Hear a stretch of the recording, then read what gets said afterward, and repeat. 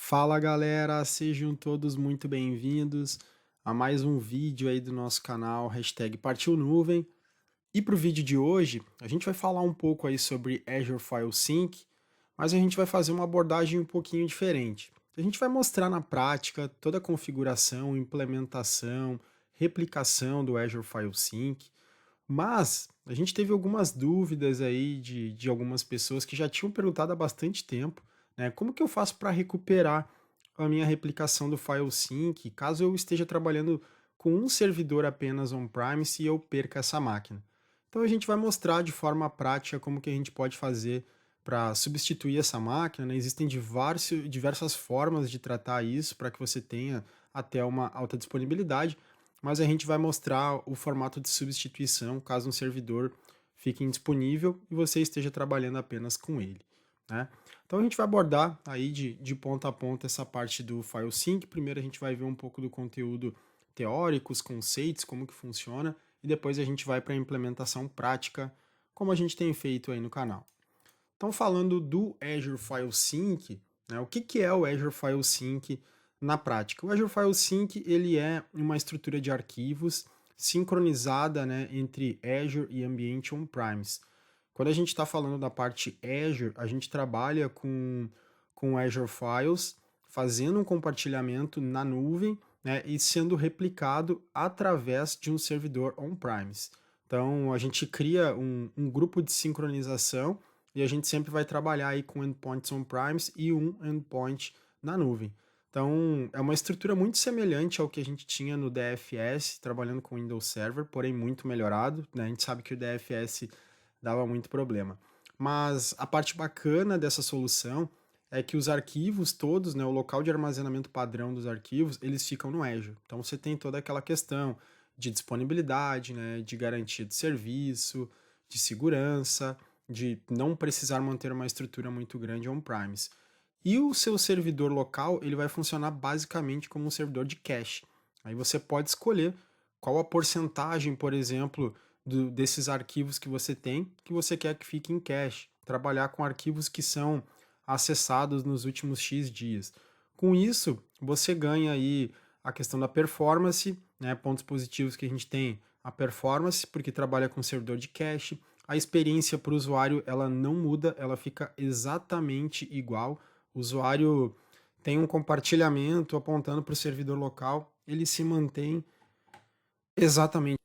Então, se a gente for fazer um comparativo aí, por exemplo, a gente tem outras soluções, a gente pode trabalhar também com um Azure Files fazendo o papel de um servidor 100% nuvem, né? Porém, aí a gente tem uma questão principalmente relacionada à performance. Quando você está trabalhando com um servidor de arquivos 100% nuvem, você pode ter um pouco de lentidão, né? Pode sofrer um pouquinho com a latência, dependendo de como está a sua configuração, de onde você está hospedando esses arquivos, como que é seu link de internet. Todos esses pontos aí, eles podem trazer talvez uma latência maior para você. Depende também do formato de arquivo que você acessa, se é um arquivo pequeno, se é um arquivo formato mais texto, se não tem muita dependência, como por exemplo, tem uma planilha do Excel que tem várias macros rodando, que tem uma conexão com outras planilhas. Talvez nesse sentido o Azure File Sync faça mais sentido em termos de performance para você, né? É uma decisão a ser tomada com base na performance, com aquilo que você precisa, de acordo com o seu ambiente. Cada ambiente vai ter a sua particularidade e para cada particularidade a gente tem uma ferramenta específica que pode atender muito bem. Então, a gente trabalha também no Azure File Sync com qualquer tipo de protocolo padrão, né, de acesso a compartilhamentos de rede, como por exemplo SMB, NFS, FTPS, né, tudo é suportado dentro do Azure File Sync.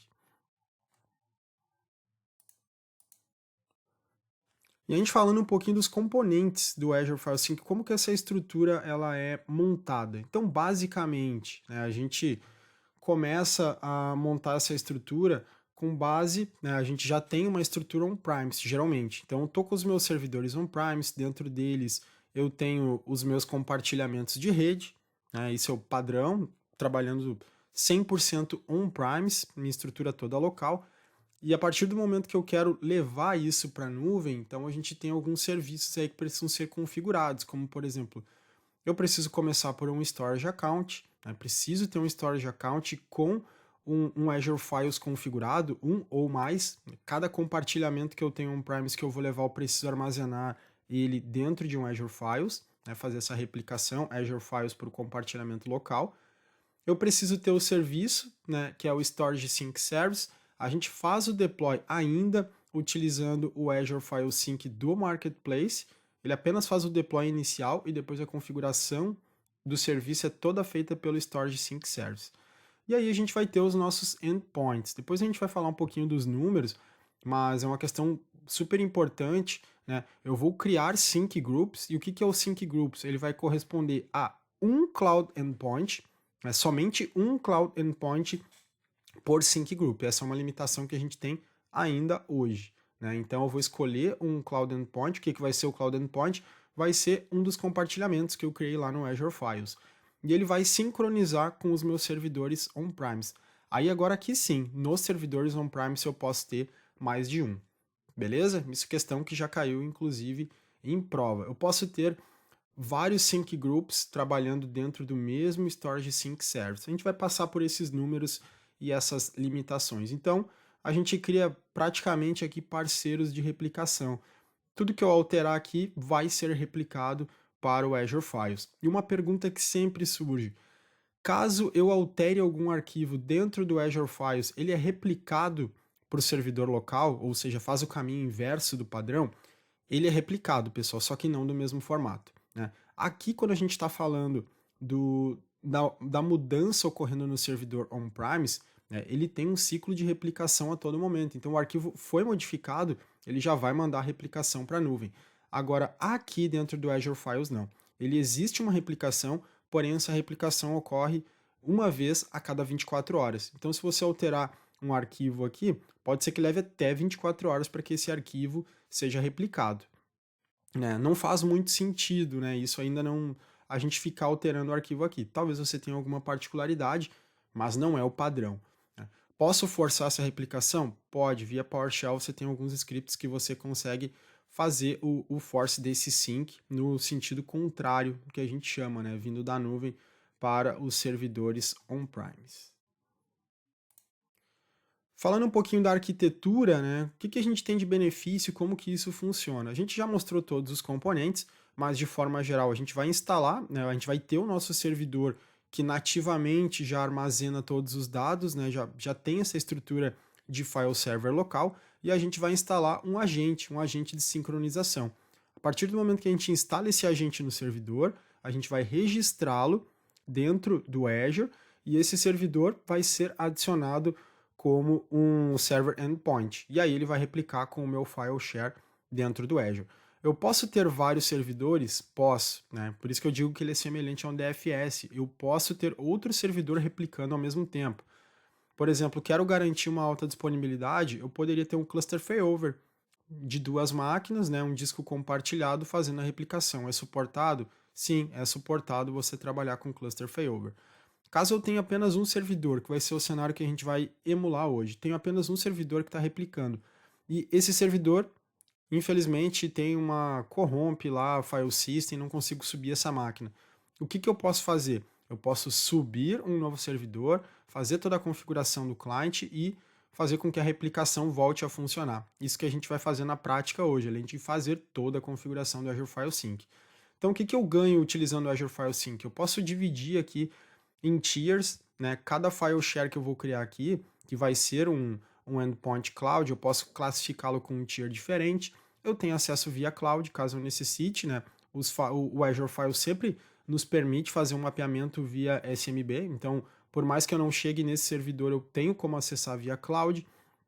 Eu posso ter um multi-site sync, do formato que eu falei, posso ter mais de uma máquina fazendo sync ao mesmo tempo. Cloud backup, quando a gente leva toda a nossa massa de dados, né, importante, por mais que a gente esteja fazendo a replicação, o local padrão, né, dos dados é na nuvem.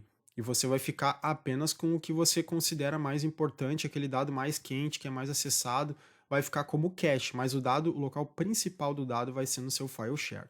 E aqui a gente tem um Rapid File Server DR. Como eu comentei, se você perder uma máquina, você pode subir rapidamente uma próxima máquina e fazer a configuração a partir dela, né? Então é super tranquilo de você trabalhar em cima disso. Falando dos passos de configuração, né? Quais são os steps que a gente precisa ter aí para fazer esse tipo de deploy? Então, para a gente começar, a gente vai fazer o deploy do Storage Sync Service, como eu falei, a gente configura no Marketplace, faz o deploy no Marketplace do Azure File Sync, mas o serviço em si, onde a gente vai trabalhar, fazer a configuração, é o Storage Sync Service. A gente precisa preparar a nossa estrutura on-premise, né? E aí vem sempre uma questão, preciso de VPN? Não é necessário VPN, você pode fazer a replicação utilizando o endereço padrão, né, do que a gente vai trabalhar com o Azure File Sync, né, do Azure Files, que é externo. Tem a possibilidade de criar um private endpoint? Tem, você pode criar um private endpoint, mas o padrão é que você faça essa replicação externa, então por isso não é obrigatório o uso da VPN. A instalação, né, do File Sync Agent, então cada máquina que você deseja replicar, você precisa fazer a instalação desse client, e ao final da instalação do client vem um dos pontos mais importantes, que é você registrar o servidor. Então ele vai pedir para você logar na sua subscription, né, selecionar a subscription, selecionar o Resource Group e selecionar o Storage Sync Server. Então no Azure, o que a gente precisa criar? Primeiramente, a gente tem que ter, claro, um Resource Group. Depois disso, a gente precisa criar um storage, né, um storage account. Dentro desse storage account, a gente cria um Azure Files e depois disso a gente vai fazer a configuração do Storage Sync Service, né? Então, esses são os passos. Depois de registrado o servidor, ele já vai aparecer no Azure como uma máquina disponível para que eu possa utilizar dentro de um Sync Group, ou seja, posso torná-lo parceiro de replicação com algum endpoint cloud que eu tenho. Falando da parte de números que eu havia comentado, então a quantidade de storage sync service por região que eu posso ter são 100 storage sync service. A quantidade de sync groups por sync server, 200. Então eu posso criar 200 sync groups em cada storage sync service. É um número bastante robusto, bastante alto. Isso aqui já caiu em prova, né? Cloud Endpoints por Sync Group, eu já tinha comentado, apenas um, pessoal, tá? Endpoint, nuvem, apenas um. Server Endpoints por Sync Group. Então, quando eu estou falando do meu servidor on-premise, eu posso ter até 100 Server Endpoints. E a quantidade de arquivos, né, File System Objects que a gente pode ter, né, entre diretórios e entre arquivos por Sync Group. 100 milhões de objetos. Então, é um número bastante grande, né? Dificilmente a gente vai bater esse número aqui, a gente pode acabar ficando na limitação do Storage Account, né? O Storage Account, a gente pode trabalhar tanto com Storage Account Premium, né? Ou com um Storage Account Standard. Quando a gente trabalhar com os dois, né? A gente vai ter o máximo aí de 100 TB de armazenamento. Então, meu Azure File pode acabar sendo limitado pelo consumo do storage em si, né? E talvez não pela quantidade de objetos que o Sync Services vai suportar. Mais uma vez, relembrando, não é obrigatória a utilização da VPN para você trabalhar com Azure File Sync. E agora a gente vai para a parte prática, né, pessoal? Vamos lá botar a mão na massa, então, começar a montar esse nosso laboratório. Então eu vou para a parte de Azure, eu já tenho todo um ambiente aqui configurado, né? Tenho o meu ambiente que já foi criado dentro de uma estrutura de Hyper-V. Vou mostrar aqui o meu servidor de Hyper-V. Então aqui eu tenho toda a minha estrutura on-premise, né? Tenho uma máquina de AD do meu ambiente, tenho um cliente Windows 10, tenho o meu servidor de arquivos, né? Meu servidor de arquivos está aqui, essa máquina FS01, eu vou logar nela aqui.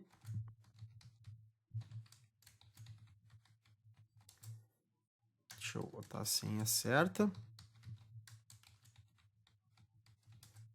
Então essa máquina é o meu servidor de arquivos, é um servidor de arquivos que está rodando dentro de uma estrutura de domínio, né? Tem o segundo disco, o disco data, que eu tenho uma estrutura de dados, tenho aqui algumas pastas, essas pastas todas estão com permissões NTFS através de grupos do AD, né? Então pode ver que eu tenho vários grupos do AD aqui que estão dando cada tipo de permissão, modificação, read, full, pastas dos setores, cada setor tem seu grupo distinto, né? Isso é uma pergunta que o pessoal também faz, né? Quando eu faço esse formato de replicação, ele mantém as permissões NTFS? Sim, mantém as permissões NTFS. Tá? Então aqui está toda a estrutura, né, uma estrutura de file server mesmo. O que eu fiz? Depois a gente vai entender melhor, mas eu reduzi bastante o tamanho desse meu disco, eu deixei ele com 3 GB, então ele está utilizando 2.4 e tem 600 MB livre. Aqui eu tenho vários arquivos onde a gente vai estar trabalhando depois com a questão da replicação, tem arquivos aí de treinamento que a gente utiliza, tem PPTs, tem bastante coisa. Eu tenho a minha estrutura de Active Directory, que a gente não vai utilizar agora, mas ele serve para fazer autenticação aqui nas minhas máquinas. Eu tenho uma máquina cliente, né, uma máquina aqui, o Windows 10, que a gente vai conseguir validar exatamente como que vai ficar a experiência para o usuário final, que eu acho que isso é um dos pontos que mais importa. Desde quando a gente fizer a replicação até o momento em que a gente for trabalhar com a substituição do servidor, ou seja, fazer aí um DR do servidor praticamente. Então tem uma GPO que faz o mapeamento do meu servidor, né, esse FS. Então tem todas as pastas aqui. Esse meu usuário, Rafael, provavelmente ele não tem acesso a todos os diretórios. Eu acredito que vendas e financeiro não tem, exatamente. Então aí para a gente conseguir validar que após a gente fazer toda a alteração, ele vai manter aí a mesma estrutura. Então essa aqui é a minha estrutura de servidores on-premise configurados, né? Aqui no Azure, o que a gente precisa fazer? Eu preciso criar um Resource Group. Dentro desse Resource Group, a gente vai precisar criar um Storage Account. Dentro do Storage Account, a gente vai criar uma estrutura de Azure Files. E aí depois a gente vai configurar o Azure File Sync de fato. Então vamos começar primeiramente pelo Resource Group. Eu vou adicionar aqui um novo Resource Group. Esse Resource Group vai se chamar RG-FS, né, de File Sync. Não vou colocar tag, né, para o vídeo, apenas vou fazer a criação dele aqui de forma simples. Criado o nosso Resource Group, agora o que eu vou criar? O Resource Group está aqui, coloquei na região East-West, agora eu vou fazer a criação do nosso Storage Account. Eu já tenho aqui alguns Storage Accounts, vou criar um novo, para que a gente possa utilizar aí exclusivamente para o nosso File Sync. Vou escolher o RGFS, o nome desse Storage Account vai ser, vou colocar tudo minúsculo, STOFS de File Sync TFTech 01, né? Tem que ser um unique name. Vou deixar na mesma região. Aqui a gente tem as duas opções de performance, né? O Standard e o Premium.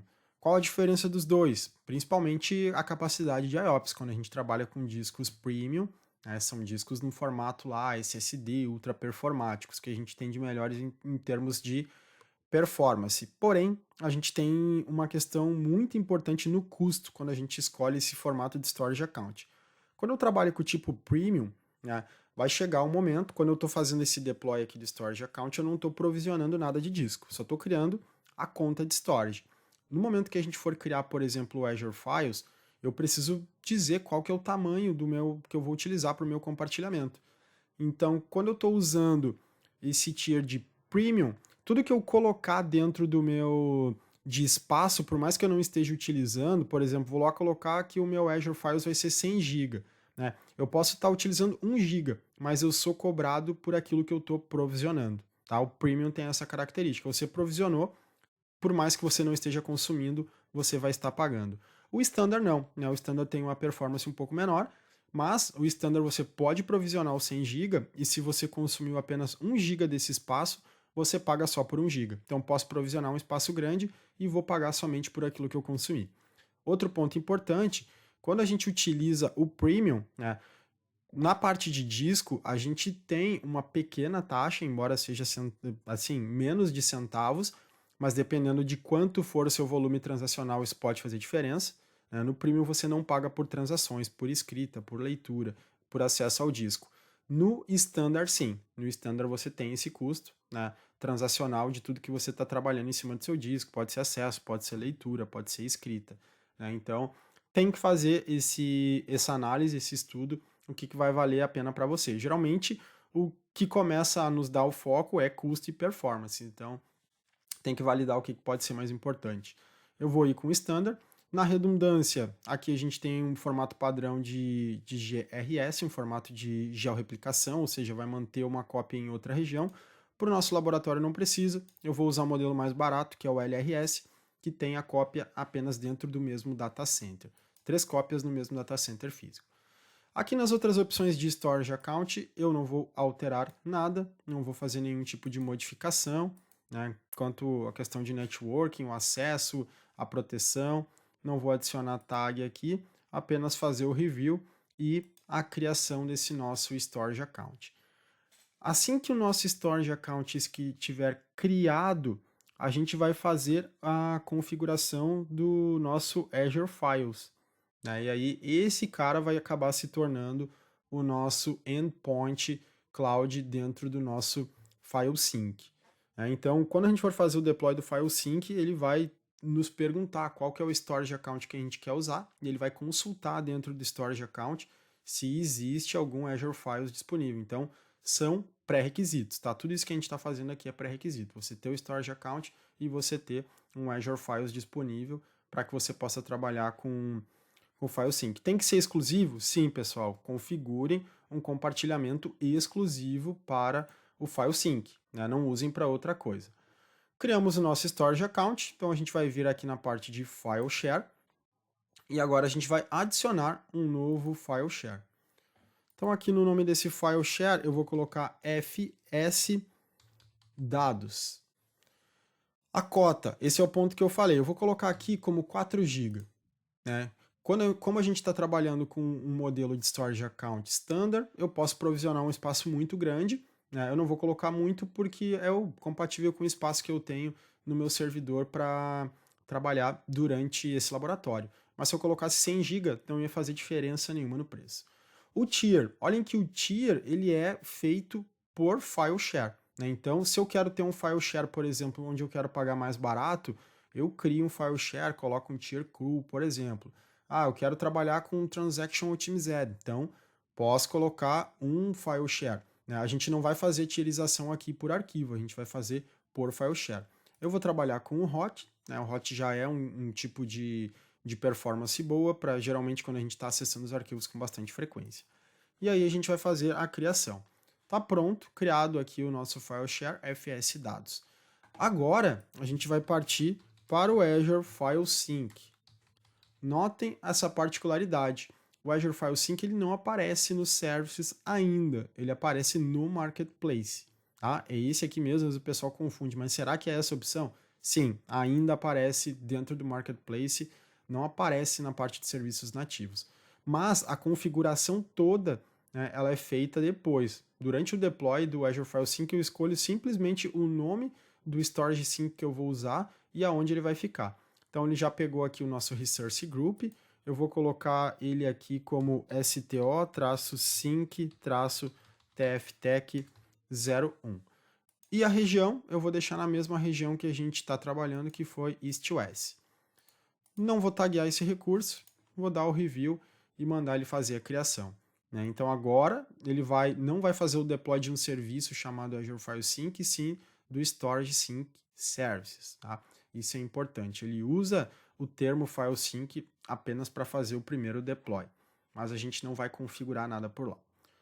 Então, aguardar ele fazer o deploy aqui do Storage Sync Service. Através do Storage Sync Service é onde a gente vai estar fazendo toda essa configuração. Então, primeiramente, a gente vai precisar de um Sync Group, e o Sync Group a gente já viu que ele é composto sempre por um Cloud Endpoint e por N Server Endpoints, podendo chegar até 100, como foram os números que a gente passou na parte teórica lá nos slides. Finalizou aqui o deploy, vou clicar em Go to Resource. Ele teoricamente é bastante simples, tá, pessoal? Eu posso, por exemplo, voltar em Network e fazer a configuração de quem vai acessar, né? Se eu quero que ele tenha acesso de qualquer network, se eu quero configurar um Private Endpoint, né? Então eu posso filtrar quem vai ter acesso. Se o meu acesso vai ser somente via backbone da Microsoft ou não, geral. E aqui eu tenho a configuração mais importante, que é a configuração do Sync Group, onde eu vou criar, né, esse grupo de sincronização. Então aqui eu vou colocar como gr-fs tftec. a minha assinatura padrão aqui que eu estou utilizando, vou selecionar o Storage Account, lembre, por isso que a gente precisa ter o Storage Account, e dentro do Storage Account eu preciso ter um Azure File Share, então a gente tem esse FS dados. E agora eu vou mandar um create, e esse create vai fazer o quê? Criar, né, o nosso grupo de sincronização, e aí dentro desse grupo de sincronização eu já vou ter o meu Cloud Endpoint, que vai ser aquele file share que ele foi criado. Então, se eu clicar aqui, ele está fazendo o deploy ainda, ó, já adicionou como um Cloud Endpoint o FS dados e está provisionando. Então, só repetindo, apenas um Cloud Endpoint. Tá? Aqui no Server Endpoint eu posso ter mais de um, posso ter até 100. Para que eu possa adicionar um Server Endpoint, né, aqui, ele precisa estar registrado. Né? Então, a gente tem que fazer todo aquele passo de servidores registrados. Então, se a gente voltar aqui, ele precisa aparecer primeiro, né? Então, dentro da console mesmo, dentro do portal, ele já dá a opção para que eu baixe o client, né? O Azure File Sync Agent. Então, eu posso fazer o download dele aqui para acessar aí diretamente no meu servidor. Então, agora o que a gente vai fazer? Eu vou ir para a estrutura on-premise, né? Então, vou abrir esse meu servidor aqui, vou ir até o meu servidor de arquivos, que é esse FS01, eu vou abrir o Internet Explorer para que eu possa fazer o download do nosso agente de file sync. Deixa eu ver se essa máquina já está com as configurações do Internet Explorer liberada. Não. Então eu vou liberar ele aqui, para que ele não fique perguntando, ele pedindo para a gente adicionar HTTPS. No local server, security configuration, off, ok. Agora sim. Vamos lá no Google para fazer o download. Eu vou colocar aqui download agent file sync.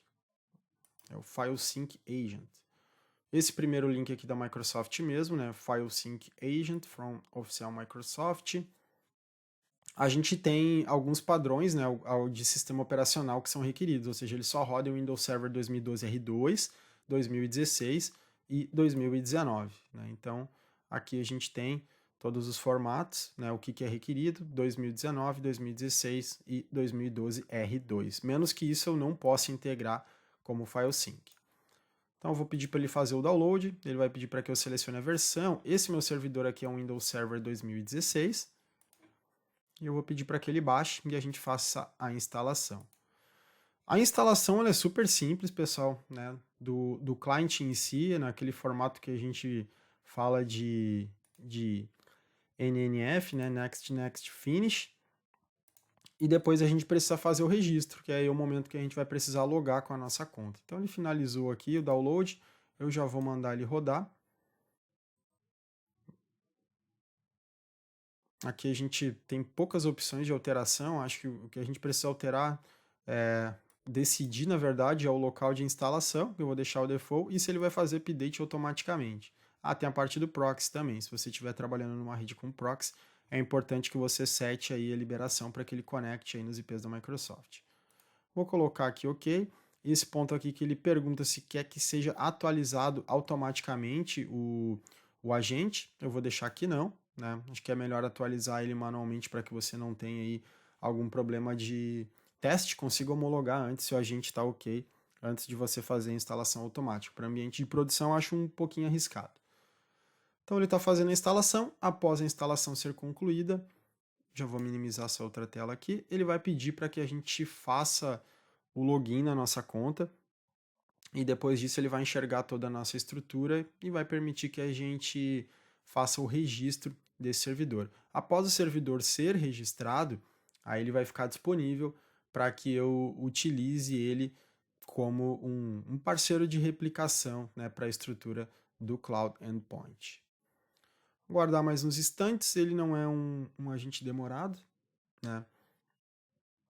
Depois, pessoal, que a gente conseguir fazer essa configuração, que a gente linkar, fazer todos os testes, o que eu vou simular? Eu vou desligar essa máquina, né, como se essa máquina tivesse ficado fora, né, tivesse indisponível, tivesse tido algum problema que a gente não conseguisse subir ela novamente. E aí a gente vai subir um outro servidor, que é essa outra máquina aqui que eu configurei, essa VM FS02, ela está praticamente zerada, ela não tem nada de configuração, só é uma máquina que está adicionada no domínio, somente isso, né? Só um servidor membro do domínio. E aí a gente vai fazer os passos de configuração para que essa máquina, digamos assim, essa segunda máquina, ela passe a ser a máquina responsável pela replicação para a gente. Lembrando, tem N formatos de fazer, a gente está trazendo apenas um, talvez um dos mais fáceis e práticos aí, rápido para você fazer. Concluiu aqui a instalação, agora ele vai pedir para que eu faça o registro, né, logando aí com as minhas credenciais dentro do Azure. Ele vai perguntar qual ambiente, né? A gente vai utilizar o Azure padrão, não é nenhuma estrutura governamental. A gente vai pedir o login, ele vai abrir a tela da Microsoft aqui para que a gente faça o nosso acesso. Vou logar com essa minha conta aqui que eu estou usando para testes.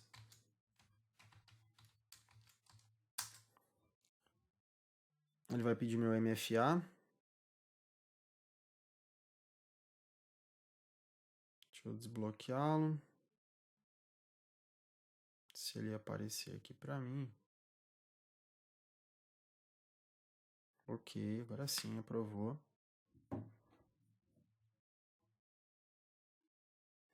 Agora eu vou escolher aonde está essa minha configuração. Então, a minha assinatura, o Resource Group e também o Storage Sync Service que a gente configurou. E agora a gente vai registrar. Durante o processo de registro, ele também, posteriormente, né, assim que ele der OK no processo de registro, ele vai fazer uma validação aí de algumas portas de rede. E esse processo, muitas vezes, esse Network Connectivity Tests, muitas vezes ele falha, tá? Mas ele não é digamos assim, um impeditivo. Caso ele falhe, você geralmente pede para ele executar de novo e ele acaba funcionando, tá? Inclusive, o mais importante é que você consiga fazer o registro com sucesso, né? Então, já está registrado, eu vou só aguardar ele concluir aqui para a gente validar. Muitas vezes ele dá falha, você só clica para ele validar novamente e ele acaba funcionando, tá? Mas como eu comentei, ele não é crítico para que você continue, para que você avance, ele é apenas um teste aí que vai mostrar para você, você pode fechar, seu servidor já está registrado. Enquanto ele faz o teste, inclusive, eu já vou abrir aqui no portal do Azure, vou trazer aqui para o portal a configuração, vamos ver se ele já vai aparecer aqui como um servidor registrado. Já apareceu. Acabou de aparecer, né? Então, fs01 tftekers.com.br, servidor, sistema operacional e a versão do agent. Agora, o que eu vou fazer? Eu preciso, né, adicionar esse servidor ao Sync Group. Então, vou selecionar esse Sync Group, vou acessar aqui a estrutura onde já tem um Cloud Endpoint e agora eu vou adicionar esse servidor como um Endpoint Server. Então, se eu tiver N servidores registrados, ele vai aparecer a lista aqui para mim de todos os servidores. Selecionei essa primeira parte, agora um ponto muito importante. Qual é a pasta, né? Qual é o diretório que eu quero levar? Quem está fazendo o teste muitas vezes acaba me perguntando um detalhe, né? Aqui embaixo a gente tem a parte de Cloud Tier, que é uma das partes mais bacanas para a gente configurar. Por quê? Porque aqui eu vou definir o volume de cache que eu vou ter, ou seja, eu vou dizer quanto de disco eu quero que fique livre, né? E um date policy, ou seja, eu quero deixar os arquivos que foram modificados nos últimos X dias. E tem muita gente que me pergunta, Rafa, não apareceu a parte de Cloud Tier para mim. Por que ele não aparece? Geralmente, quando o caminho que você está especificando, se você está trabalhando com um laboratório e você não adicionou um segundo disco, se você colocar qualquer pasta que esteja ali, por exemplo, dentro de C, dois pontos, né, ele vai replicar, normal, mas ele não deixa você tirar essa opção. Por quê? Porque ele entende que é o volume do sistema operacional e por isso ele não libera você fazer esse Cloud Tier. Beleza? Então, caso você não visualize essa opção, tente colocar um outro disco, fazer num volume diferente aí do que você tem o sistema operacional. Olha o que eu falei aqui do check, ó, que ele geralmente dá falha no primeiro, e aí se você manda rodar novamente, provavelmente ele vai passar. Passou. Dá um close. O que a gente precisa? Qual o caminho da pasta que eu quero que ele replique? Então eu quero replicar a raiz do meu file server, né, que é essa daqui. F dados. Essa é a raiz do meu file server, é isso que eu quero fazer de replicação. Então eu vou voltar para cá, vou colocar esse caminho, F dois pontos barra dados. E agora aqui, qual é o volume que eu quero deixar livre? Ou seja, isso aqui vai coordenar a quantidade de arquivos que eu quero deixar como cache, né, e a quantidade de arquivos que eu quero deixar somente na nuvem. Quanto maior for esse índice de free space, menor é a quantidade de arquivos que vai ficar dentro de casa. Vamos dizer, né, que eu tenha um disco que seja um disco de 1 tera e que eu coloque que eu quero deixar 90% livre, o máximo de arquivos que vai ficar no servidor on-premise são 100 GB. Né? Então, 90% do meu disco tem que estar livre relacionado a esses arquivos de replicação. Então, somente 10%. Com essa configuração de 90%, somente 10% eu vou deixar on-premise. E aí, primeiro eu tenho que satisfazer essa política, ela sendo satisfeita, ou seja, deixei só 10% lá, aí entra a política de data. Né? E aí eu posso especificar um número de dias, por exemplo, quero os arquivos que foram acessados ou modificados aí nos últimos 30 dias, que é para a gente garantir que aqueles arquivos são arquivos, digamos que arquivos quentes, né? O arquivo que você pode ser utilizado, que você trabalha com ele aí há mais tempo, né? Na verdade com mais frequência, maior frequência.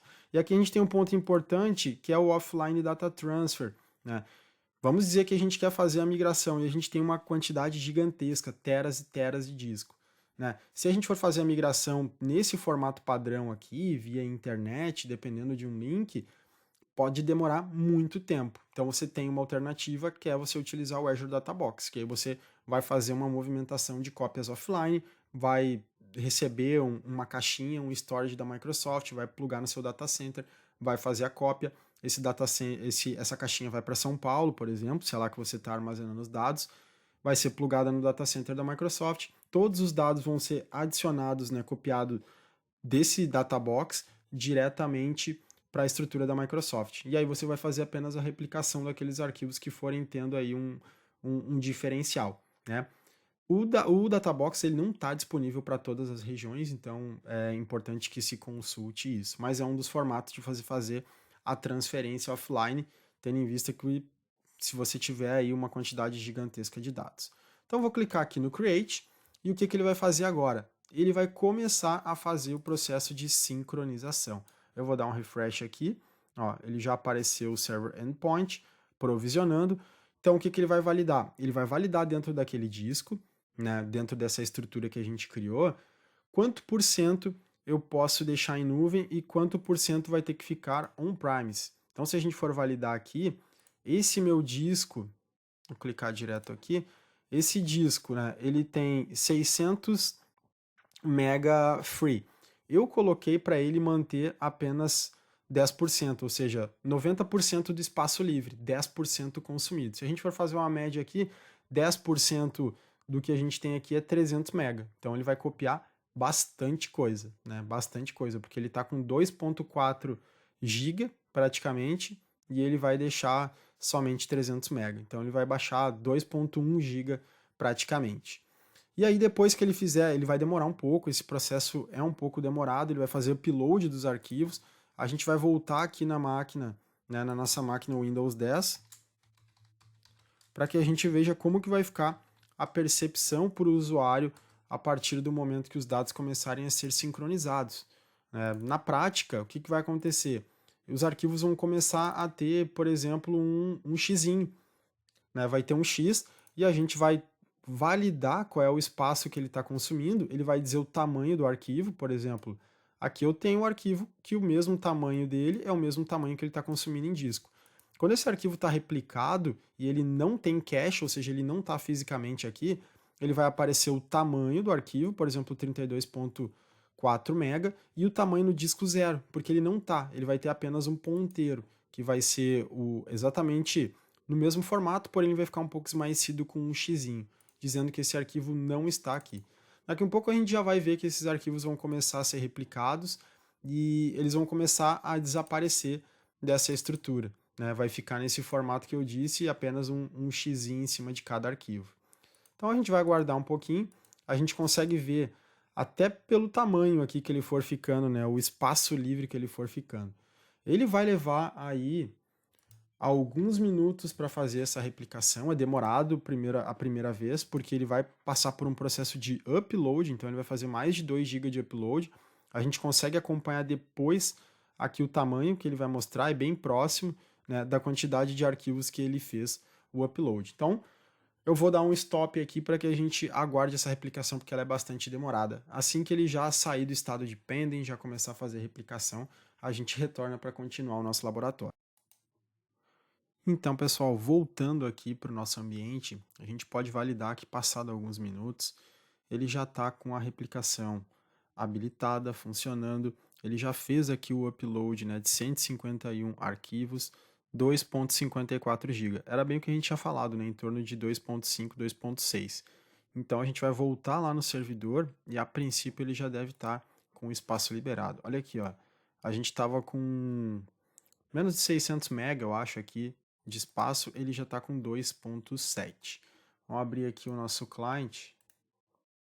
Vou logar no client para ver como que vai ficar essa experiência. Já loguei na máquina. Notem que ela já está com 2.7 GB no compartilhamento. Eu vou abrir aqui uma pasta da TI. Pegar uma pasta aqui, suporte. Esse aqui são arquivos que já não tinham espaço, ou melhor, não tinham nada dentro. Aqui a gente tem arquivos de vídeo. Pegar um desses arquivos aqui, por exemplo, 67 MB, notem que, geralmente, né, alguns formatos de vídeo ele deixa um tamanho de 4 MB. Por quê? Que é para que você comece a reproduzir o vídeo enquanto ele vai baixando o restante. Então, para melhorar um pouco a experiência para o usuário. Esse aqui, 166 MB, né, 162 aqui, 4 MB. Então, realmente ele já está salvando espaço. Vou tentar abrir esse aqui, aula 10, para a gente ver como que vai ficar a experiência. Então, olha que ele já começa a carregar o arquivo, né? Claro que ele vai baixando, né? E daqui um pouco, se tiver muito lento, ó, já está em 6. Se tiver muito lenta a minha conexão, ele vai começar a travar o vídeo, né? Mas é um formato bastante legal, onde ele começa já a fazer o download, né? Já parte aí com o vídeo aberto praticamente, para que a performance fique um pouco melhor. Então ele vai executando, a gente sabe que daqui um pouquinho ele pode acontecer de travar, se eu tentar avançar o vídeo, né, pode acabar impactando, né, mas ele vai fazendo o download, daqui um pouquinho ele já vai estar com todo o arquivo ali em disco. Vou abrir um outro aqui, esse arquivo um pouco menor para a gente ver como é que vai ser o comportamento. Também começou a executar, né, então notem que em termos de performance, claro, dependendo do que for o arquivo, se for um arquivo muito grande, ele pode demorar um pouco mais. Já está em 18 aqui. Ele pode acabar demorando um pouquinho mais para abrir, mas com certeza é uma experiência boa. Olhem só, estou avançando aqui e o vídeo continua rodando ainda. Daqui um pouco pode ser que ele trave aí, porque eu estou avançando muito rápido. Provavelmente aqui ele já deve estar travando já. Mas é uma experiência bacana, né? Se não for um arquivo muito gigante, ele vai abrir e você vai executar ele com a percepção como se você tivesse com ele local na sua máquina. Na verdade, não é o que acontece. Vamos pegar um arquivo de imagem aqui, por exemplo. Vou abrir aqui uma imagem, vamos ver como é que vai ser o tempo. Ó, praticamente real time, né, pessoal? Tem uns prints aqui da parte de Azure AD. Olha só, praticamente real time.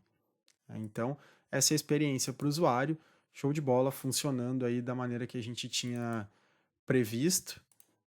Então, o que a gente vai fazer agora? Deixa eu ver aqui se tem mais coisas. Tem mais pastas aqui de vídeo, por exemplo, um vídeo de 33 MB. O que a gente vai fazer agora? Agora a gente vai simular como se a gente tivesse perdido aí esse servidor. A gente só tem um servidor que está fazendo essa função aí de file sync, né?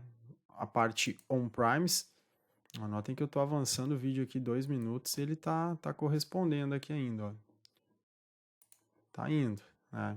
3 minutos ele tá indo, 4, 5 minutos praticamente. Então, é uma experiência bastante boa, né? Lembrando que você vai fazer a sua política de configuração para que os arquivos com X, ou seja, que não estão localmente, que não estão no cache, sejam arquivos que não são acessados há mais de X dias, justamente para que não seja todo momento que o usuário tentar acessar um arquivo, ele tenha que baixar, né? Então, aqueles arquivos que são trabalhados todos os dias, eles já vão estar localmente ali, a experiência é exatamente igual, vai estar trabalhando com o cache. Então, o que a gente vai fazer? A gente vai simular como se a gente tivesse perdido o nosso servidor 1, né? Antes da gente fazer o... Antes da gente perder ele, eu vou só copiar aqui para o compartilhamento de rede o client do Storage Sync para a gente não ter que baixar de novo no outro servidor. E tem um ponto muito importante.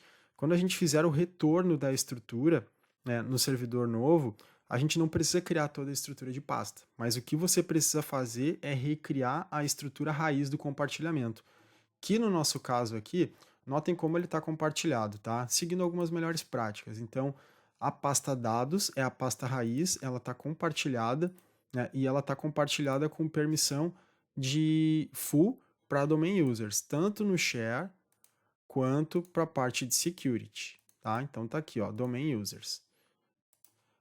Mas, Rafa, tá dando permissão para todo mundo. Não, aí aqui a gente vai segmentando, né? Nenhuma das pastas que estão na raiz do dados, elas herdam a herança, né? Então todo mundo aqui tem os seus grupos certos, ó. Um grupo de FS que é de administradores que é full, depois tem um de TI, aqui, essa pasta é da TI, né? Tem read, tem modify, e notem que é somente esses usuários e domain admin, né? Não tem nenhum usuário solto aqui. E olha, nas permissões avançadas, todas as pastas estão com a herança quebrada.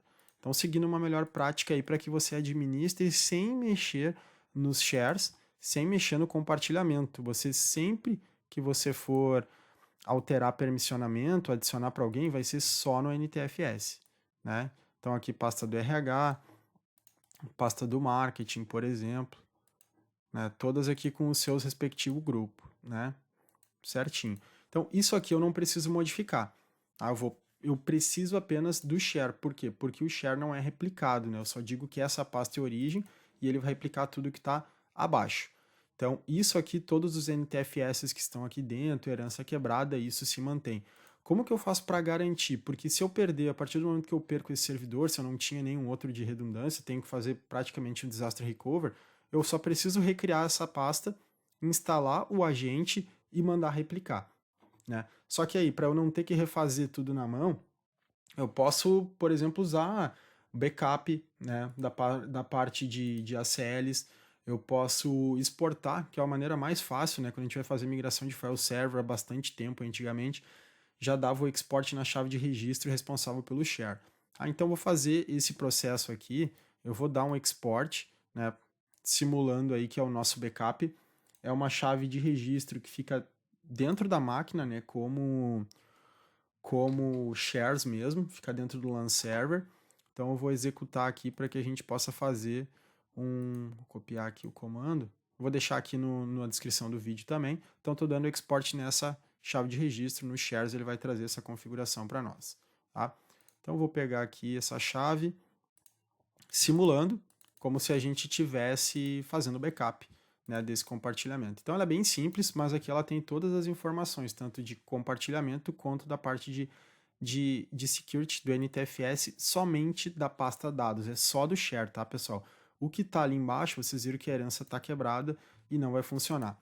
Eu vou colocar ela aqui também dentro do compartilhamento para que eu possa copiar no segundo servidor. Estou simulando aqui que eu faço um backup aí para qualquer local de rede, caso eu perca essa máquina, eu tenho esses shares todos, o permissionamento, pelo menos do compartilhamento, eu tenho ali. O resto, quem vai fazer para mim, as permissões que é o mais granular de cada pasta, o NTFS, a quebra de herança, aí quem vai fazer tudo isso para mim é o Azure File Sync automaticamente. Então só vou vir aqui, vou copiar tanto o share quanto o storage agent. Já está sendo copiado para cá. Será que eu copiei? Eu copiei da outra tela, eu acho. Aqui. Agora sim, tá? Já está copiado. Então o que eu vou fazer agora? Eu vou desligar, né, a máquina. Eu copiei para a máquina errada aqui, pessoal. Muita tela de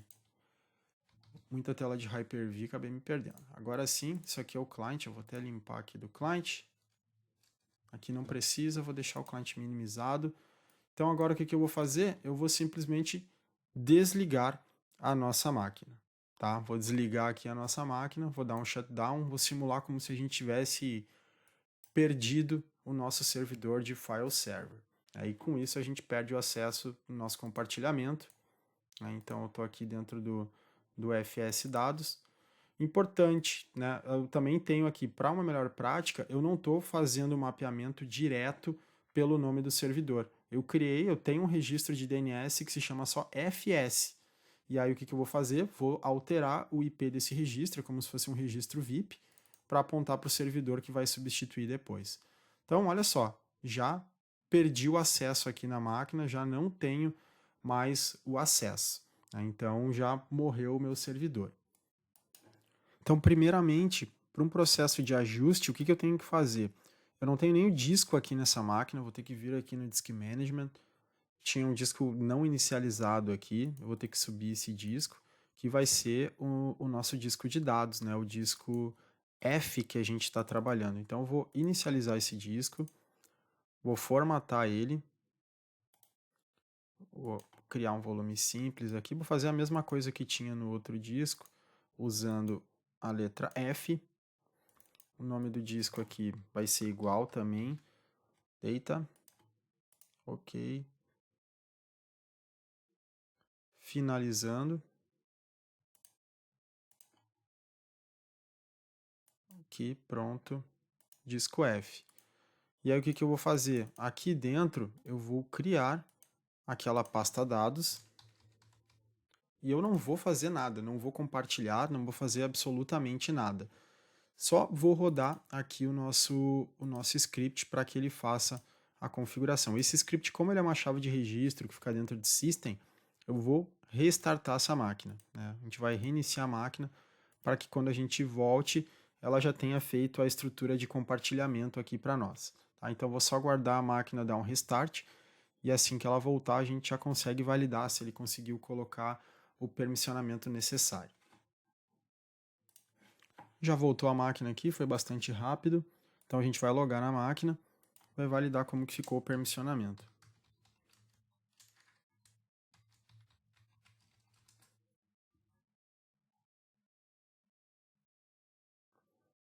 Lembrando, né, ele vai fazer apenas o share da pasta dados. O restante, toda aquela quebra de herança que cada nível abaixo tem, todos os grupos de NTFS que vem dentro de cada diretório de setor, tudo isso ele vai trazer da estrutura do Azure Files, né? A parte do Azure File Sync que já tem, já armazena, já guarda essas permissões, todas essas ACLs, elas já vão vir configuradas para mim. Eu preciso apenas garantir a origem, que vai ser a pasta onde eu vou informar que ele vai replicar esses dados. Então, vamos validar aqui, pasta dados. Vamos ver se ele compartilhou a pasta, né? Ó, já compartilhou, né? Então já fez o compartilhamento, já colocou a permissão somente de domain users full. Era isso que a gente precisava aqui no NTFS também, a mesma coisa, tá? Então, exatamente isso que a gente precisava. Agora a gente pode seguir com a instalação do Storage Sync, né? Vamos rodar aqui o Storage Sync, a mesma coisa que a gente precisou fazer na outra máquina. E o bacana é que a experiência para o usuário, a partir do momento que ele der o start, que ele começar a sincronizar, a gente não vai ter todo aquele tempo que a gente aguardou primeiramente para que ele sincronizasse os dados e começasse a limpar o disco. Como é um caminho contrário, como é download de arquivo, ele já vai começar a montar toda aquela estrutura de arquivos, por mais que os arquivos não estejam presentes, e aí conforme os usuários forem solicitando, forem tentar abrir, ele vai priorizando o download. Mas a estrutura de arquivos, aquela ideia para o usuário que o file server realmente está disponível, ela vai acontecer de forma bastante rápida, né? O que eu tenho que fazer também? Eu vou ter que fazer a configuração no meu Active Directory, né? Eu tenho que trocar o DNS lá do meu Active Directory para que ele comece a mapear a unidade daqui. Então, vou só esperar que a gente faça a configuração do lado do Azure primeiro, instalando, registrando o servidor, adicionando ele dentro da estrutura de Sync Group, e aí eu faço essa alteração do DNS, que é o caminho mais fácil. Lembrando, a gente pode trabalhar de N formas, com uma estrutura de DFS, com uma estrutura de Cluster Failover, todas são suportadas para que você tenha uma alta disponibilidade. Aqui eu estou mostrando um cenário que gera bastante curiosidade no pessoal, caso você tenha somente um servidor, como que você faz para substituir ele e continuar aí com o seu file server executando. Claro que é um formato semelhante a um pequeno DR, né, de file server, por isso a gente tem um período de indisponibilidade, a gente não tinha máquinas aí do lado fazendo esse serviço de HA para a gente. Então, a gente vai ter aí alguns minutos, tá, pessoal? Não chega a bater 1 hora o tempo que a gente leva para fazer esse processo. Eu diria que talvez 20 minutos aí para que a gente consiga fazer todas essas ações. Né? Claro, partindo desse cenário aqui que a gente pegou o servidor zerado, nem o disco ali ele não tinha para a gente poder executar. Deixa eu validar aqui se ele está com bloqueio na configuração do Internet Explorer, senão ele vai ficar reclamando na hora que eu for fazer a autenticação. Tá off já. Beleza. Ok. Agora ele vai pedir para que a gente faça o login. E aí, de fato, a gente vai estar registrando essa máquina.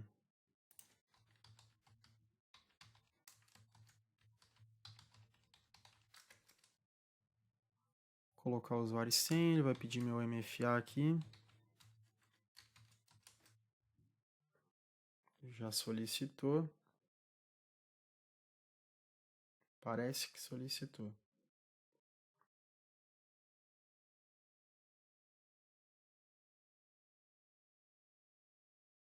Ok.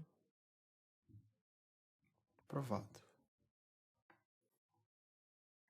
Selecionar nossa subscription, o Resource Group, Storage Sync Services, registrando.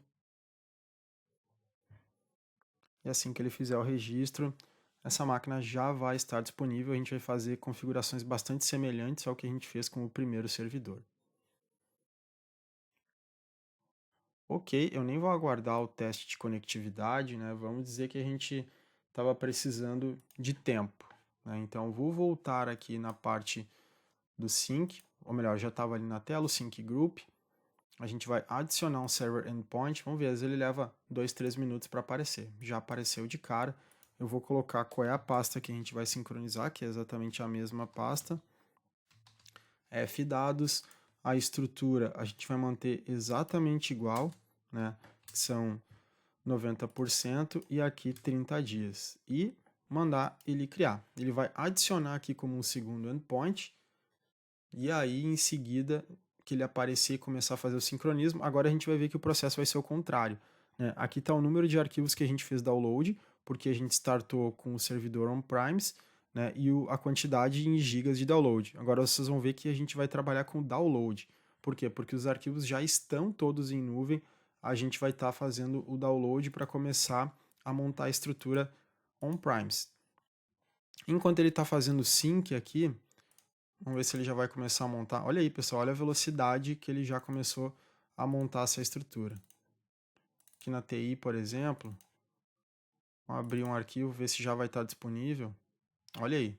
Então, é super rápido. Ele começou a montar a estrutura, ele já vai largar a parte das pastas, e a partir disso, vamos ver aqui o permissionamento, ele vai priorizar aqueles arquivos que o usuário vai estar chamando. Olha lá.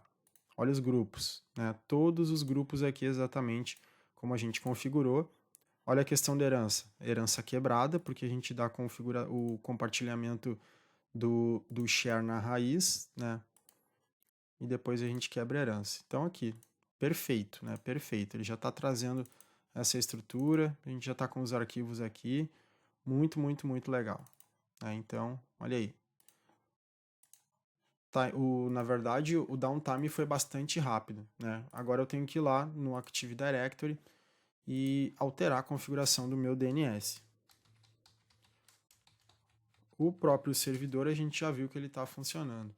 Então eu vou abrir aqui o meu DNS.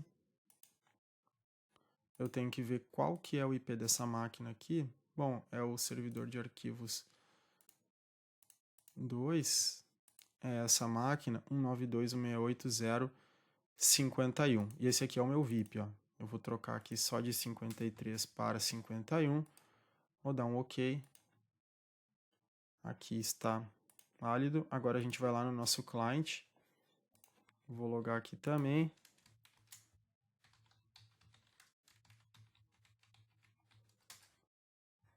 Logando. Vamos dar um F5. O que a gente vai precisar fazer aqui? Deixa eu abrir o CMD e dar um ipconfig flush DNS aqui, para que ele busque a informação do DNS mais rápido. Ok, agora vamos aguardar aí. Acho que em alguns segundos ele já vai conseguir entender que alterou o nome FS.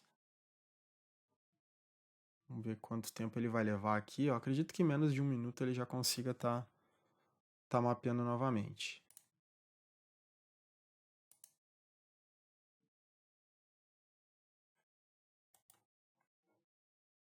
Vamos abrir aqui de novo, ver se ele já vai trazer informação. Ah, não, ainda está buscando. Ainda não atualizou o client.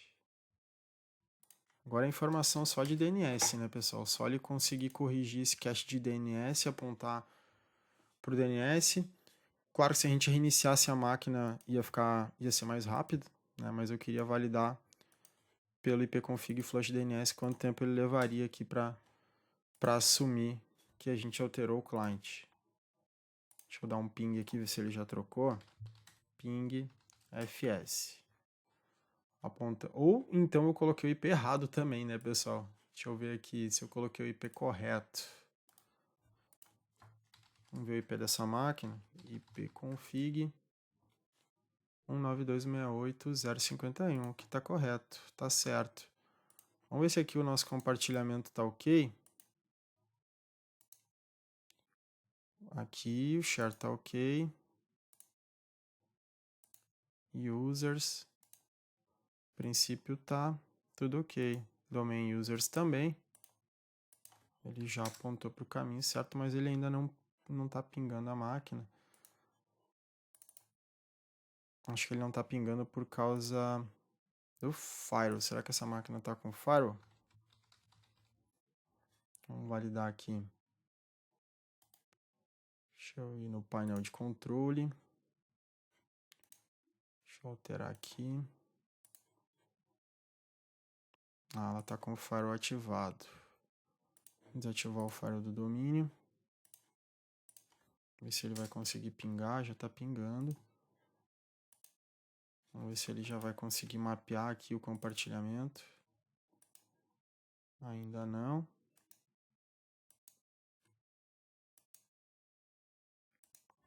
Vamos digitar aqui FS.